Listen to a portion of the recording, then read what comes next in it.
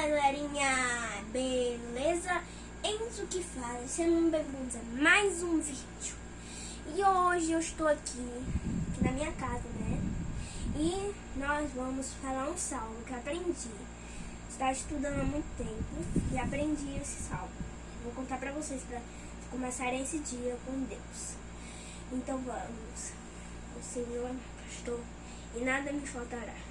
Em vez de para repousar, guia-me mansamente em águas tranquilas, refrigera minha alma e guia-me pelas veredas da justiça, por amor do seu nome. Ainda que eu ande pelo vale da sombra da morte, eu não temerei mal algum, porque tu está comigo. A tua vara e teu cajado me consolam. Preparas uma mesa perante a presença dos meus inimigos. Unge a minha cabeça com óleo e meu cálice transborda.